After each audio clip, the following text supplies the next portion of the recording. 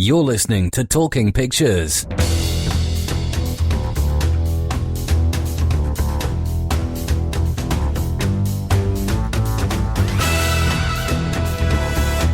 Hello and welcome to Talking Pictures, your essential guide to the movies with me, Frida Cooper. And this week's new releases are completely dominated by what could be easily one of the big films of the year. Star-Lord, Drax and Rocket Raccoon are all back, and they're joined by Baby Groot. It is, of course, Guardians of the Galaxy Volume 2. Now, whatever you do, don't push this button, because that will set off the bomb immediately and we'll all be dead. Now, repeat back what I just said. I'm Groot. Uh-huh. I'm Groot. That's right. I'm Groot. No! No, that's the button that will kill everyone! Which button is the button you're supposed to push? Point to it. No! Hey, you're making him nervous! Shut up and give me some tape! Does anybody have any tape out there? I want to put some tape over the death button. And Star-Lord himself, Chris Pratt, will be answering the questions in this week's big interview. On DVD, it's the heart-rending British movie Starfish. Once upon a time, there was a starfish. A very brave starfish who loved to travel the world on the salty seas. But what about if a shark eats his arms? They just grow them back again. Really? Plus, there's the new top 5 at the British box office and the latest movie news headlines, all in the next 20 minutes.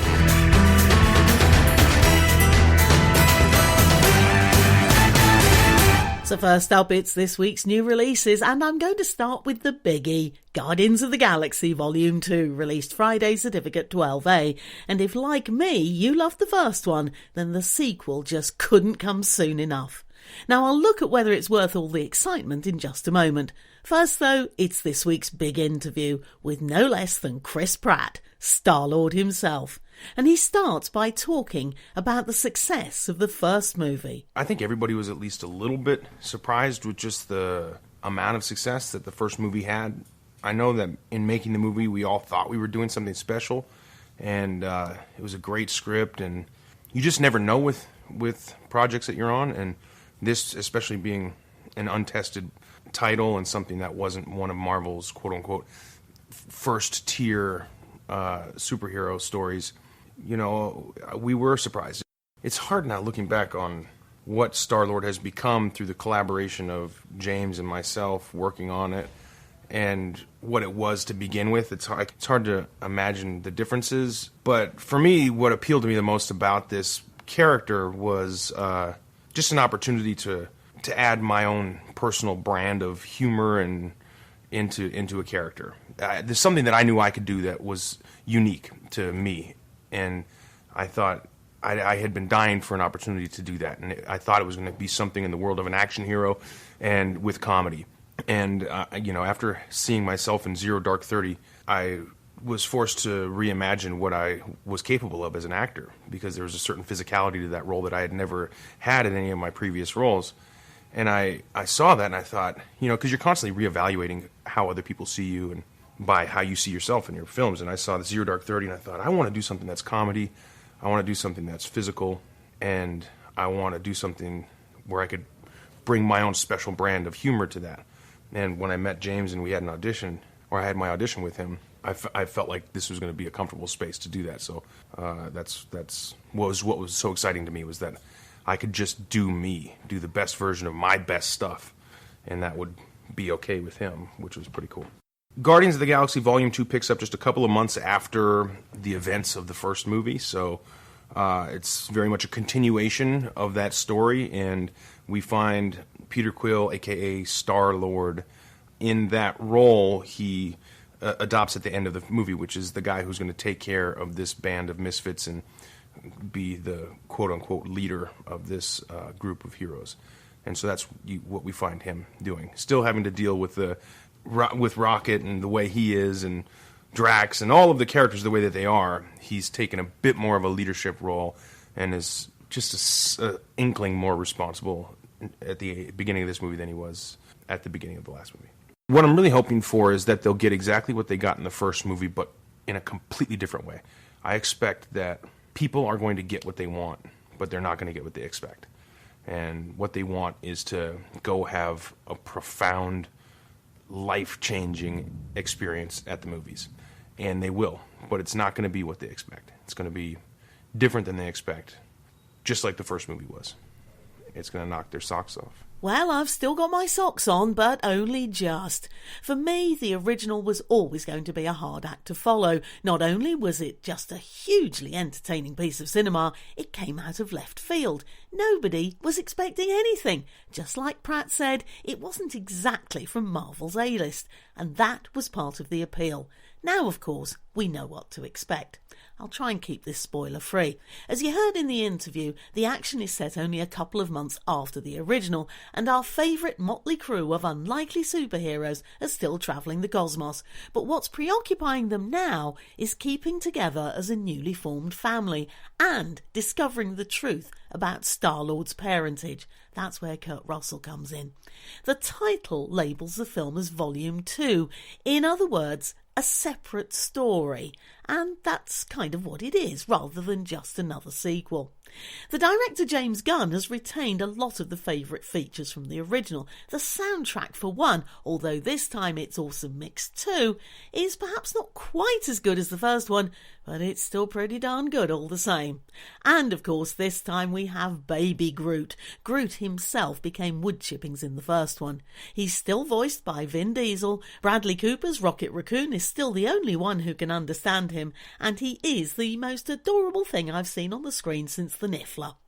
There is a slight change of tone this time around, though. Don't get me wrong, it still doesn't take itself in the slightest bit seriously, and the laughs come thick and fast.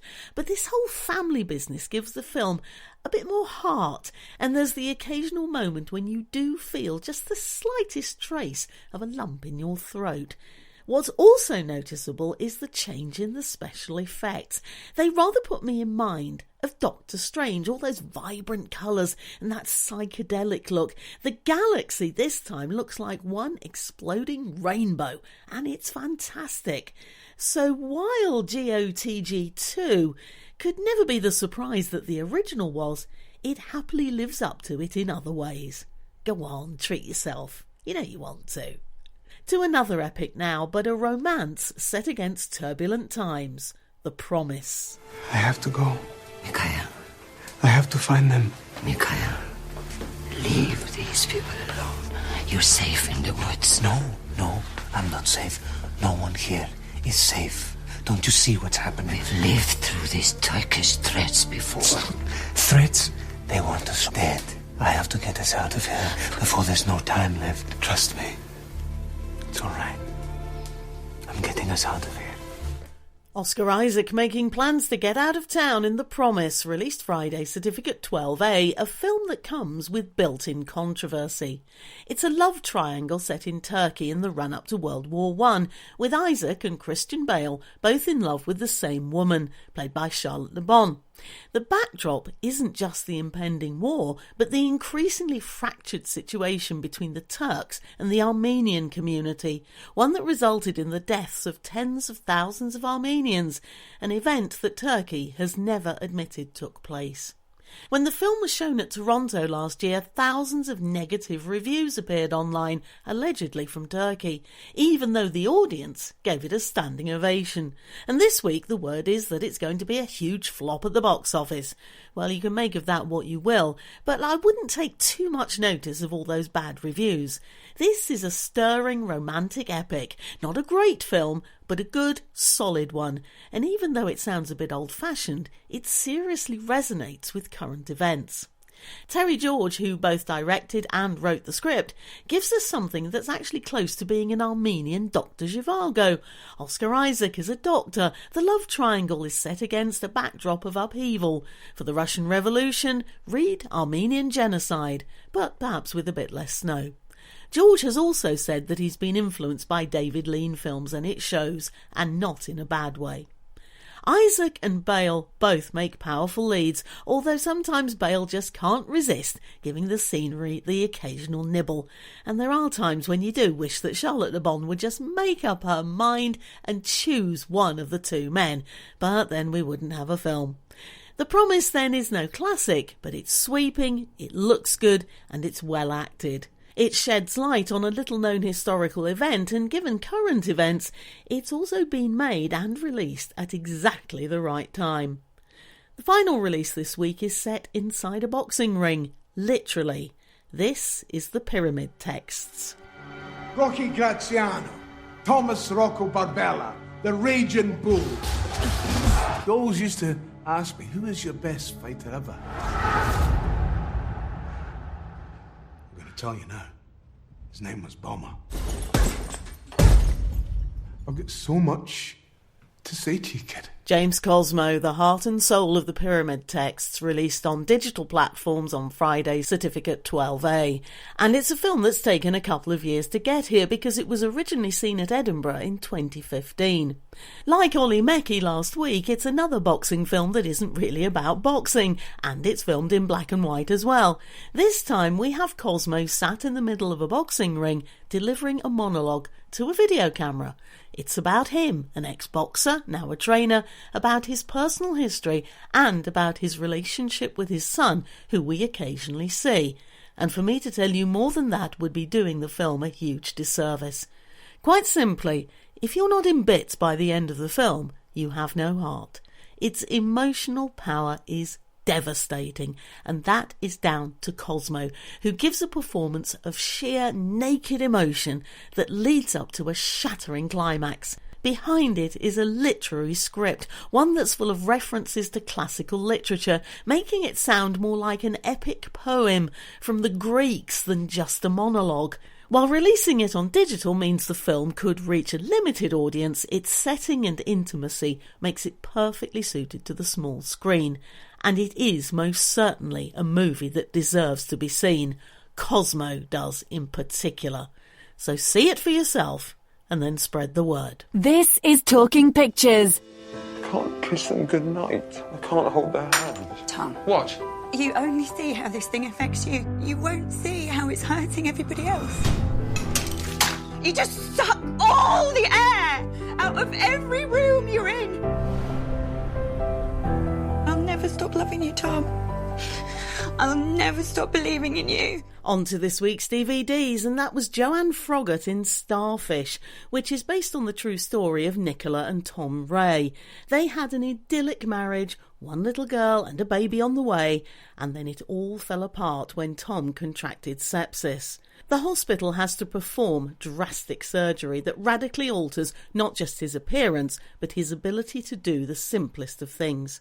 The physical effects are serious enough, but that's just the start of the challenges that he and his whole family have to face. And the film isn't afraid to present us with the truth of this terrifying disease, one that is contracted by 250,000 people every year and which kills 50,000. The prosthetics bring that reality home. There's Tom's stumps and the dramatic effect on his face, so that he has to drink through a straw and dribbles almost constantly. And Tom Riley delivers a physically gruelling piece of acting, especially during the watershed moment at the end of the film. It's a dignified movie, and he's a man who's lost his own personal dignity. He and Joanne Froggatt are both excellent as the couple at the centre of the story, although it is left mainly to Froggatt to represent the emotional burden placed on the entire family. She's no saint, but she is determined to get her family back to a place where they can enjoy a life that's close to the one that they had. It's a moving film, one that's compassionate and which manages to stay well away from sentiment. Instead, it opts for a calm and measured and truthful approach that makes those emotional heights even more heartrending. Tissues are compulsory. You're listening to Talking Pictures. No clip for the next DVD because it's in French, and it's Xavier Dolan's It's Only the End of the World, with a terminally ill writer going to break the news to his family. He's asking for trouble, though, because he's not seen them for 12 years, and they're very nearly strangers. They're also a pretty combustible lot, arguing and shouting, although you do wonder how much that has to do with his presence. Chances are they rub along okay when they're left to get on with things. But all those rows make for a very intense film, and Dolan beefs that up by constantly shooting his main characters in forensic close-ups. It gives you loads to chew over on the subject of family, but the one thing it really cries out for is a backstory. There's so many things that go unexplained that it starts to get quite frustrating. The final DVD for this week is all about an ecological disaster. It's Salt and Fire. I demand to be set free, now. Now! Please drink. No, thank you. It may taste strange, even bitter, but it will help you adapt to the altitude. I do not care. The tea is brewed from cocoa leaves, that is it. I want my handcuffs removed. You have scratched one of my men and bitten another. I am proud of that. Well, that is why you are wearing handcuffs!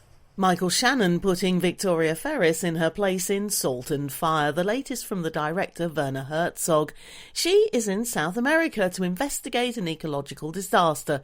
She thinks she's been kidnapped by terrorists and then discovers that her captors are actually from the company that caused it, and they want her to experience it at first hand. Herzog's target is pretty obvious in this one: big corporations whose pursuit of profit takes no account of the impact on the environment. But he approaches it in such an obtuse way that it's almost impossible to get involved, quite apart from the stilted dialogue, which means the performances are decidedly stiff. Yes, even Shannon looks awkward. It is full of incongruities, including a tablet with a never-ending battery and a parrot that quotes Nostradamus. It's laboured, it's confusing, and it is no way to get the message across. This is Talking Pictures. With Frida Cooper. So that's this week's lineup, one that is dominated by Guardians of the Galaxy Volume 2, which also happens to be my film of the week. Partly because it shares it with the pyramid texts. And if Guardians of the Galaxy 2 doesn't go soaring to the top of the box office charts next week, I will be Groot. As for this week, well, let's take a look at the new top 5 at the British box office.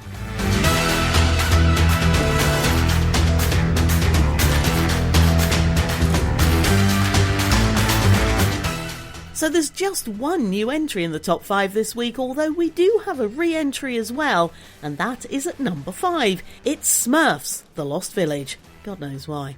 The real new entry comes in at 4, and that is the wartime drama Their Finest. But the top 3 are exactly the same as last week. So at 3, it's Beauty and the Beast, now officially the most successful movie musical ever at the British box office. At 2, it's The Boss Baby. And for the second week running at the top, it's Fast and Furious 8. Thanks to your botched Berlin job, you all made Interpol's top 10 most wanted list. Top 10? Mm-hmm. That's all right. Well, not you, Roman. What do you mean? You just missed the cut. You're number 11. I missed it? Yeah. That's impossible. What number did they come in at? 6, 8, 9, 10. She's 10? Mm-hmm. That's impossible. There's no way she's a 10. Oh, she's definitely a 10. Although somehow, I can't really see it being number 1 next week. Not that Kurt Russell will mind. In this week's movie news headlines, we sadly said goodbye to the director Jonathan Demme, who gave us films like Silence of the Lambs and Philadelphia.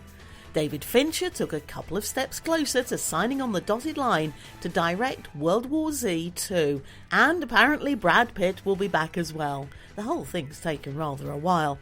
And in case you haven't heard, it is official. Jeff Goldblum will be in Jurassic World 2. Just hope he brings his laugh with him as well. And that's all from this week's Talking Pictures. On next week's show, we enter the extraordinary world of the no less extraordinary Mindhorn. Kenny B. This guy's one crazy hombre back in the day. Do you remember that hotel in Maidstone? Oh, who can forget that? We did a tour of the Medway Basin. Thank you. And this fella, well, they'll have to repay for that hotel room. I love what you're doing these days. Ken, I really admire your balls. Okay, the B-Man! And yes, that was Kenneth Branagh he was talking to. On DVD, Pierce Brosnan stars in IT. And before then, you can catch my reviews and interviews on Flickering Myth, Filmoria, Flavour Mag and Britflix, which doesn't begin with an F. And you can stay up to date with Talking Pictures by liking the official Facebook page and following me on Twitter @Frida Talking Pics. I'll be back with another edition of Talking Pictures next week. Until then, enjoy the movies.